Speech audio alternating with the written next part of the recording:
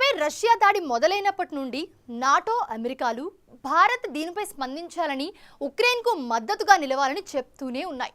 అయితే భారత్ చాలా స్థిరంగా తాము నమ్మిన అలీన సిద్ధాంతానికి కట్టుబడి ఉంది. ఇప్పుడు అదే సిద్ధాంతంతో ఏర్పడిన మోడీ పీస్ మిషన్ మొండిఘటం రష్యాను కూడా సంధికి సిద్ధం చేసింది. ఇక ఈ పరిణామాలన్నీ కలిసి భారత్ను శాంతి దూతగా మారుస్తాయనే అభిప్రాయాలు వస్తున్నాయి.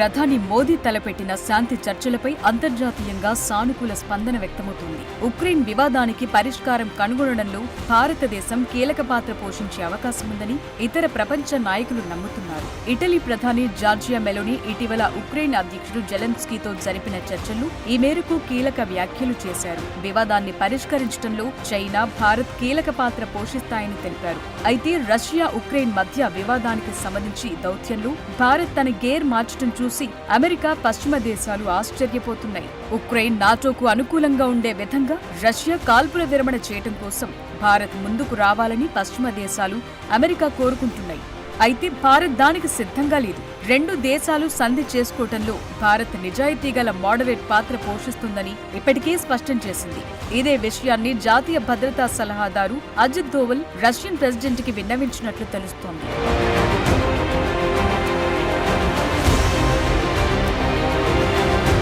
భారత్ తనంతట తానుగా ఎలాంటి శాంతి ప్రక్రియను ప్రారంభించబోదని, ఎవరైనా కోరితేనే మధ్యవర్తిత్వం వహిస్తానని భారత్ మొదటి నుండి చెప్తూనే ఉంది. ఇరుపక్షాలు చొరవ తీసుకుంటేనే శాంతిని శాశ్వతంగా కొనసాగించడం సాధ్యమవుతుందని ప్రధాని మోదీ కూడా ఇరు దేశాల అధ్యక్షులకు స్పష్టం చేశారు. కాబట్టి భారత్ మధ్యవర్తిత్వ పాత్ర పోషించాలంటే ఉక్రెయిన్ అధ్యక్షుడు జెలెన్స్కీ కూడా అంగీకరించడం ముఖ్యం. ఇక ఇరువురు ఒప్పుకుంటే శాంతి శిఖరాగ్ర సమావేశానికి ఆతిథ్యం ఇవ్వటానికి భారత్ రెడీగా ఉంటుందని ఇటీవల ప్రధాని మోదీ స్పష్టం చేశారు. ఈ సమస్యపై మోదీ మధ్యవర్తిత్వం వహించడంపై నిర్దిష్ట ప్రణాళికలు లేవు. అయితే ఇప్పటికైతే శాంతి చర్చలు మొదలైనట్లే అనుకోవాలి. అయితే ఇప్పటి వరకు చర్చలకు ఎలాంటి ముందస్తు షరతులు రూపొందించలేదు గనుక ముందు వాటికి సంబంధించి కసరత్తు చేయాల్సి ఉంది. ఇందులో భాగంగానే ఇటీవల మోదీ ఉక్రెయిన్ను సందర్శించిన సమయంలో ఉక్రెయిన్, రష్యా రెండూ కలిసి యుద్ధానికి ఫుల్ స్టాప్ పెట్టడానికి ఎక్కువ సమయం వృధా చేయొద్దని అన్నట్లు తెలుస్తోంది. ఇప్పుడు ఇదే విషయాన్ని అజిత్ దోవల్ రష్యా అధ్యక్షుడు పుతిన్ కు చెప్పి ఒప్పించాల్సి ఉంది.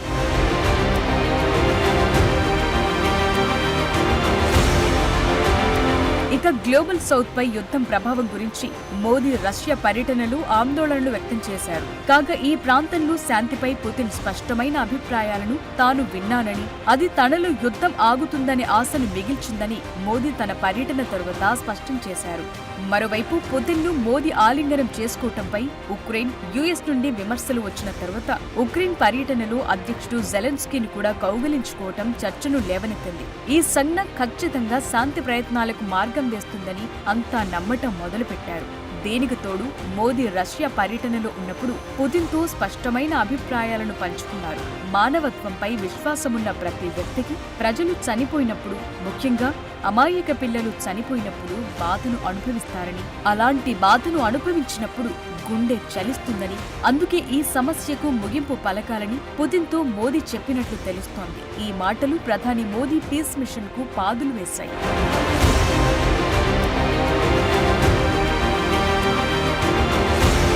భవిష్యత్ తరాలకు శాంతి అవసరమని నేనెప్పుడూ చెప్తూనే ఉన్నానని మోదీ రష్యా పర్యటనలు మీడియాతో వెల్లడించారు. యుద్ధ భూమిలో పరిష్కారం దొరకదని, తుపాకులు, బాంబులు, బుల్లెట్ల నీడలు పరిష్కారాలు, శాంతి చర్చలు సఫలం కావని, చర్చల ద్వారా శాంతికి మార్గాన్ని కనుక్కోవాలని మోదీ వెల్లడించారు. రష్యా అధ్యక్షుడితో జరిపిన చర్చల్లో ఈ విషయాన్ని ప్రస్తావించినట్లు మోదీ తెలిపారు. శాంతి ప్రయత్నానికి సాధ్యమైనంత మద్దతు, సహకారాన్ని అందిస్తామని చెప్పిన మోదీ భారతదేశం శాంతికి అనుకూలంగా ఉందని, రష్యా ఉదాహరణతో ప్రపంచానికి హామీ ఇవ్వాలనుకున్నట్లు చెప్పారు. అలాగే ఇటలీలో జరిగిన G7 శిఖరాగ్ర సమావేశంలో మోదీ ఉక్రెయిన్ అధ్యక్షుడు జెలెన్స్కీతో సమావేశమైనప్పుడు కూడా ఉక్రెయిన్కి భారత ప్రభుత్వం మద్దతిస్తుందని, అయితే యుద్ధం ఆగడానికి ఇరు దేశాల మధ్య శాంతి చర్చలు జరిగితే బాగుంటుందని సూచించారు మోదీ. ఇలా ఇటు రష్యాకు అటు ఉక్రెయిన్కు ఒకే రీతిలో సలహా ఇచ్చిన మోదీ ఇప్పుడు యుద్ధాన్ని ఆపగలరనే విశ్వాసాన్ని పెంచగలిగారు.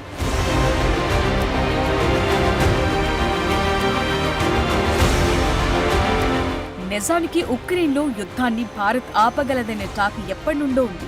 మోదీ దీన్ని సాధించగలరనే ప్రచారం కూడా ఉంది. యుద్ధం ప్రారంభంలో భారతీయ విద్యార్థులను ఉక్రెయిన్ నుండి తరలించడానికి మోదీ చేసిన ప్రయత్నాలు సఫలమైనప్పటి నుండి ఈ అభిప్రాయాలొచ్చాయి. కొన్ని గంటల పాటు ఆగిన రష్యా షెల్లింగ్స్ వల్ల భారతీయ విద్యార్థులందరినీ మోదీ స్వదేశానికి తీసుకురాగలిగారు. ఇది మోదీ దౌత్య విజయాల్లో కీలకమైందిగా మారింది. ఇదే అప్పటి నుండి ప్రధాని మోదీ యుద్ధాన్ని పూర్తిగా ఆపగలరనే భావనను పెంచింది. ఇక అలీన సిద్ధాంతానికి కట్టుబడిన భారత్ సూత్రం ప్రకారమే మోదీ ప్రణాళికలు కూడా ఉన్నాయి. దశాబ్దాల భారత విదేశాంగ విధానంతో శత్రువుకి శత్రువు మిత్రుడన్న తీరులో కాకుండా శత్రువైనా మిత్రుడైనా ప్రపంచ శాంతిని కోరుకోవాలనే తీరులో భారత్ దౌత్యాన్ని నడుపుతోంది.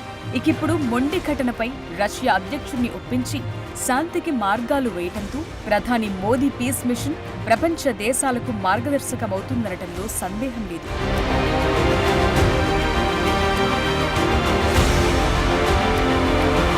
ప్రధాని మోదీ హయాంలో భారత విదేశాంగ విధానం దేశీయ రాజకీయాల్లో భారీ మార్పుకు సాధనంగా మారింది. ఒక విధంగా మోదీ మూడో టర్మ్ విజయానికి కూడా కారణమయ్యిందనటంలో సందేహం లేదు. అలాంటి ప్రధానమంత్రి మొదటి పదవీ కాలం పాకిస్తాన్తో ఉన్న సమస్యాత్మకమైన సంబంధాలతో ఆధిపత్యం చెలాయించింది.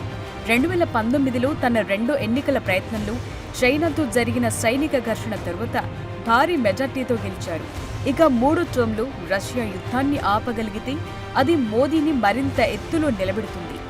ఉక్రెయిన్లో రష్యా యుద్ధాన్ని ఇప్పటికీ ఖండించని చైనా మినహా భారతదేశం మాత్రమే ఈ యుద్ధాన్ని ఆపగల ప్రధాన దేశంగా ప్రపంచమంతా భావిస్తోంది. కనుక ఈ తరుణంలో ప్రధాని మోదీ ఈ యుద్ధాన్ని ఆపగలిగితే పాశ్చాత్య దేశాల్లో కూడా మోదీ పీస్ మిషన్కి ప్రశంసలందుతాయి. ఈ విజయంతో ప్రధాని మోదీకి నోబెల్ శాంతి బహుమతి దక్కుతుందనే అభిప్రాయాలొస్తున్నాయి.